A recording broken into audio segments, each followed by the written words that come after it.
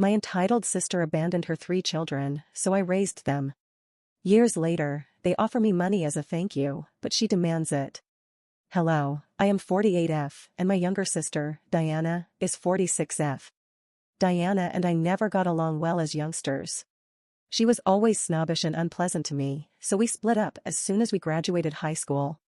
I elected to continue my education, whilst she preferred to live with her boyfriend at the moment. It was lucky that her lover was wealthy, as our parents could never have afforded the rent for her to live alone. However, she made it abundantly obvious to our parents that she was unconcerned about their opinions on her life and would do whatever she wanted. So my parents never tried to stop her and instead let her go free. Diana had twin girls at 20 and a boy at 21 while living with her lover. My parents were pleased for her, but also anxious because she now had many responsibilities and no work. She was wholly dependent on her boyfriend's money to support her lifestyle. Diana never married her partner, which I believe was a mistake because she would have been entitled to alimony if they split up. They had to part ways after Diana discovered that he had been cheating on her. Thankfully, he provided the child support she was entitled to, but he chose not to be a father and signed away his parental rights. The girls were 3 years old at the time, but my nephew was only 2. After that, my sister was fully on her own and required all of the assistance she could get to maintain herself. Primarily owing to pressure from our parents. At the time, I made a respectable living, but it wasn't enough to sustain all 4 of them. However, my parents and I gave a tiny bit of money each month and they were able to make ends meet. She struggled for the first several months because she lacked a degree and work experience. She had to start at the bottom and work her way up, which forced her to dedicate a significant amount of time to her employment in order to grow rapidly. But this was difficult because she also had to consider her children and she couldn't simply leave them at home. Hiring a babysitter was a possibility, but it was prohibitively expensive. So she was forced to rely on me or her friends. Our parents were also working and contributing financially to aid her. So they were unable to stay at home with the children. I was in the same predicament. She didn't have any friends who would take on the duty of minding her children while she worked because they all had their own lives and occupations. As a result, she was limited to minimum wage positions that allowed her to work flexible hours and return home quickly. This allowed her to avoid paying the babysitter to stay with her children for an extended period of time, which would have been prohibitively expensive. This condition persisted for a few years, and I believe Diana began to despise her own children because she saw them as hurdles to her success. She said that they were the only things preventing her from moving forward. I would pay her a visit on occasion, not for her sake, but for the sake of the children, to make sure they were doing well. I didn't have a nice connection with her. But I wasn't ruthless enough to let innocent children suffer because of their mother's poor decisions. So my parents and I would check on the kids on a regular basis. They were always complaining about Diana's mistreatment of them. She would chastise them for minor infractions and strike out at them simply for being children and trying to have fun. It was a dreadful existence for all of them, and I hoped I could help them by removing them from that place and keeping them with me, but I couldn't because she was the rightful parent and I had no legal authority over them. Furthermore, she received child support from her ex and was doing her best to make ends meet. I felt awful for her, but even worse for the kids. Diana started seeing other men, which made things considerably worse. Every time a relationship failed, she blamed her children. She was convinced that once her partners discovered she was a mother of 3, they would abandon their relationship with her. I believe it was because she never mentioned her children during the early stages of dating, only bringing it up after a month or 2, which appeared dishonest. I tried several times to explain this to her, but she was convinced that she was being rejected because she had children. She kept teasing them about it, reminding them of how their father had abandoned her and threatening to leave them as well if they didn't behave. The children were scared of her, and their childhood was defined by their mother's narcissism. This continued for years. Several times, I considered taking the kids and fleeing with them, but I couldn't. I could not petition for custody or denounce her because, while her actions were wrong, they did not justify taking the children away from her. So the scenario remained, and the kids were simply grateful to have me in their life. My parents were too elderly to be their pals, but I was always there for them when they needed it. They could never tell their mother about their issues, but they could always go to their aunt, which they did. Whenever they had problems with school, academics, or even Diana, they would come to me, and I appreciated their trust. It's no surprise that when they turned 18, they decided to leave their mother's house and move in with me instead. Now that they were no longer children, they could select where and with whom to live, and they chose me. Diana was clearly dissatisfied and had a lot to say. She stated she had squandered 18 years of her life raising these children, only for them to abandon her in the end. She was really unpleasant about it, telling me that if I had wanted to raise her children so badly, I should have stepped in sooner rather than taking over after the work was basically done. I wanted to tell her that she hadn't actually raised them. They had basically raised themselves because she was usually at work or out on dates with guys who eventually dumped her after discovering she had 3 children. She had no idea what her priorities should be. And it was clear why things turned out as they did. The children selected the person who had genuinely been there for them over the person who had always tortured and reprimanded them since she couldn't find anyone and was miserable in her life. It was evident that she had no idea she was harming them because she was suffering herself. However, I did not want to rub it in her face because I knew it must have been unpleasant, which is why she was lashing out at me. So I kept my mouth shut and that was it. After that, we didn't really communicate. Her children opted to leave her and live with me. Diana also chose to cut ties with all of us and cease speaking to anyone, including our parents. This was weird because they had done nothing to deserve it. I believe the fact that they hadn't chosen her side against me when my nieces and nephew opted to live with me irritated her, so she cut them off as well. It's been 7 years, and they're all doing well now. I don't know what Diana has been up to, but I know her children are doing well. My nephew attended medical school and is now a pediatrician. One of my nieces has a degree in literature and is now a teacher, and her twin sister has a hair shop. I assisted all of them in obtaining business loans and financed them to the best of my ability. I'm very proud of them because they've gone a long way from their previous home. They are now living apart. They only stayed with me for 4 years, and even then, it wasn't really like they were living with me because they were generally away at college and only came back on occasion. I believe they didn't want to return to Diana's home, where they didn't feel wanted. It's been 2 years since they all moved out, and I'm very thrilled for them.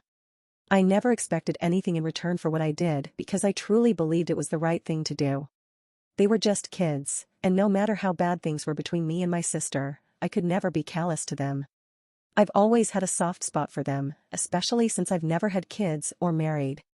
It wasn't my cup of tea, but for them, I wanted to be there as a parental figure because their father wasn't around, and, well, we all know who Diana was. They needed someone, and my parents were too old for the position, so I stepped forward. That is all I did. I never anticipated anything in return, but I am grateful that they are the type of children who think I deserve a gift of appreciation for what I done. Even though I don't believe it was something that required compensation, I appreciated their gesture. About a week ago, I celebrated my 48th birthday with my friends and family, including my nieces and nephew. I had a great time, and my nephew was kind enough to organize everything for me. Despite my desire to pay for everything, he insisted on covering the costs because he is now earning enough money to do things for me and display his appreciation. After the party, the 3 of them sat me down to talk. They told me that now that they were all financially established, they wanted to express their gratitude by collectively writing me a check. I tried to explain that it was unnecessary because I was still working and could support myself, but they insisted. They claimed it wasn't about repaying a debt. They could never repay me for what I had done for them since it wasn't about money. It was about the encouragement and faith I had provided them, which they could never fully repay. This was their humble attempt to show their appreciation. I was deeply moved by their genuine act and wanted to share it on social media. I just wanted to thank them for everything they were doing for me. My sister and I hadn't spoken in years. So I didn't think she would care. I was blocked on every platform, and I assumed she wouldn't see it, so I felt it was fine. Diana had never followed up with us or inquired about her children's well-being after they had left home. Granted, it was they who broke up with her first and moved in with me, but that was her fault. The least she could have done was show interest in their lives and try to be a mother figure to them in order to make one for her faults. But to be honest, she didn't seem to care about the loss of communication, so I figured she was all right. Anyway, following that post, I received a reply from her a few days ago. I wasn't expecting it because, as I indicated, we hadn't spoken in 6 years. However, I should have predicted that as soon as she realized her children were financially secure, she would start sniffing around like a bloodhound, trying to figure out how much money she could obtain from them.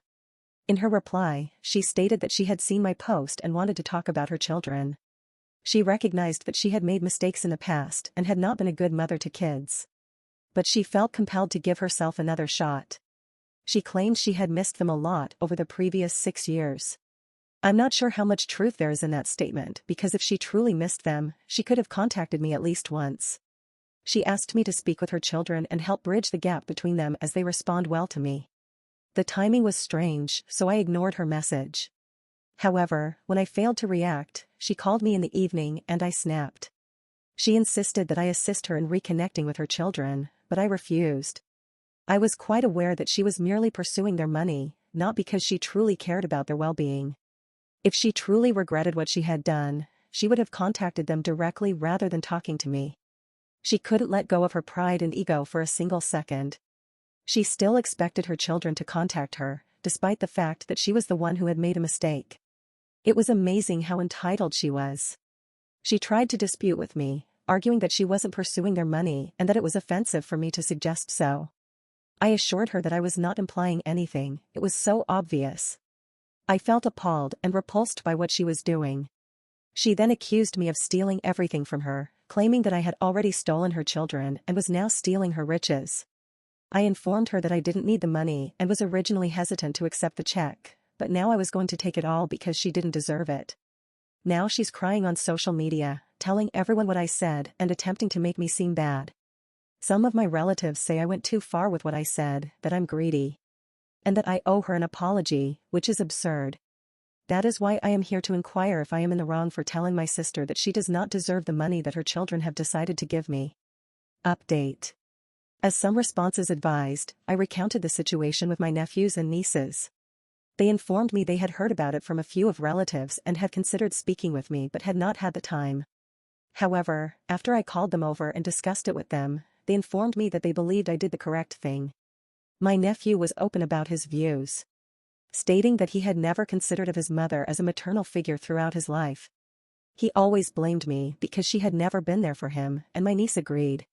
He'd always been the most outspoken of the group, so it was predictable that this was all coming from him. My nieces were too emotional to speak, but he was quite angry and upset. He explained that Diana only spoke to me since she had never done the basic minimum for them.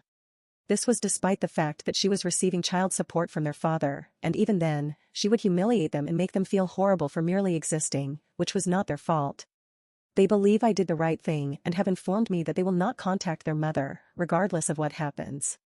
They also believe that I should stand up for myself and explain my side of the story online now that Diana has decided to speak negatively about me on social media.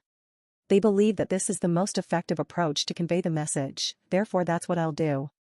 I'm delighted they opted to take my side in this, because my parents are staying out of it and have stated that they don't want to get involved. Diana never spoke to them after her children cut her off, which I find unusual.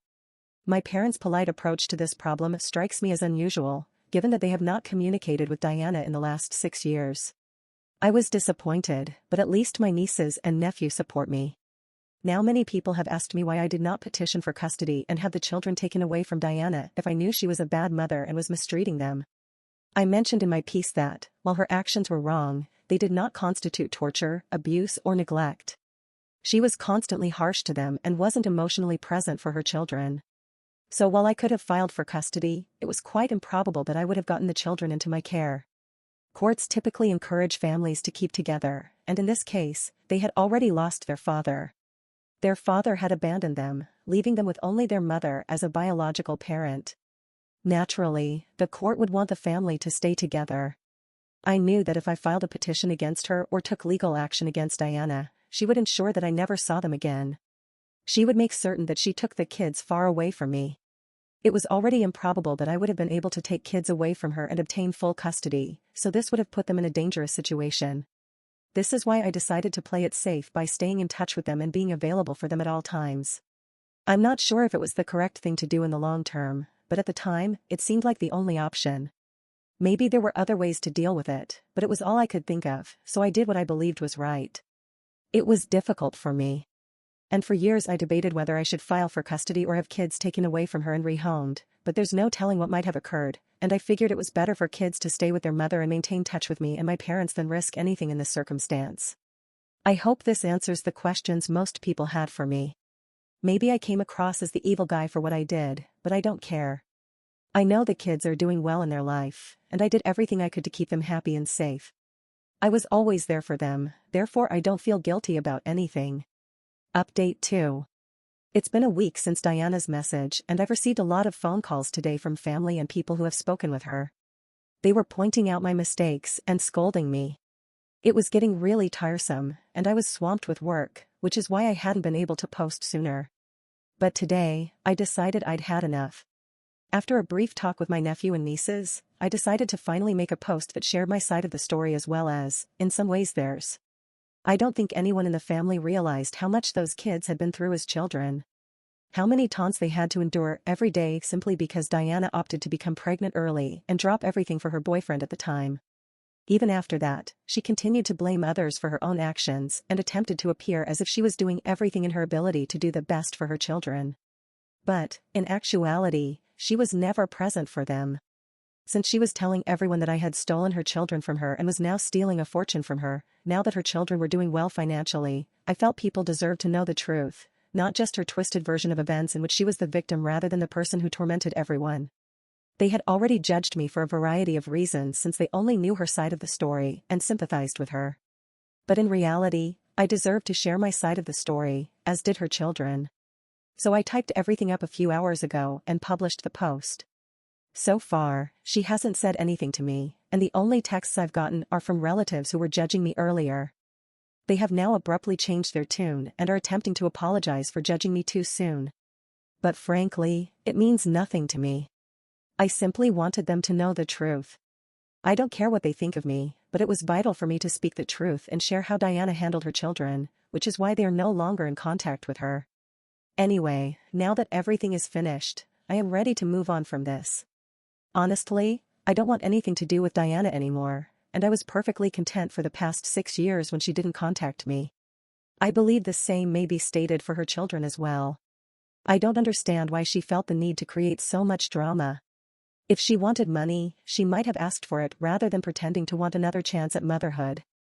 Update 3. It's been a day since I wrote that post. Diana may have woken up today and decided to get back at me. Instead of contacting me directly, she became increasingly dramatic and began commenting on that post, attempting to make it appear as if I was lying. But it was not going to work. As soon as she attempted to react, her children began commenting and responding to her, reminding her of particular episodes from their childhood in which she had been cruel to them.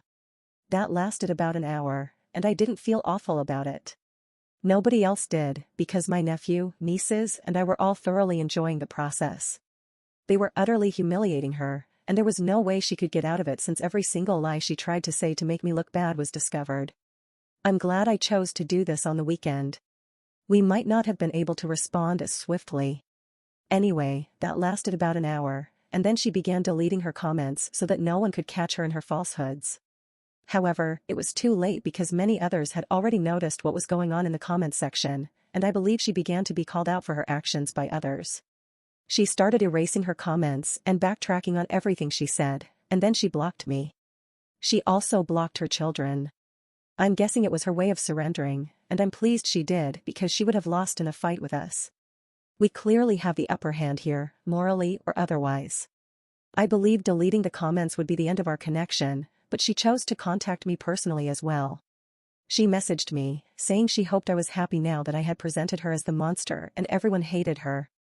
It was very ironic coming from her, because that was exactly what she was attempting to do to me first. She initiated it, and now when I wanted to return it to her, she is unable to accept it. I don't understand why individuals attempt to dish it out when they know they can't take it in return. Just don't cause any drama if you don't want to be held accountable for the results. Anyway, I disregarded that message, and that's what we're all going to do for the rest of our lives, because she's no longer worth our attention. She has proven it. Thank you for watching. For more videos like this, remember to like and subscribe.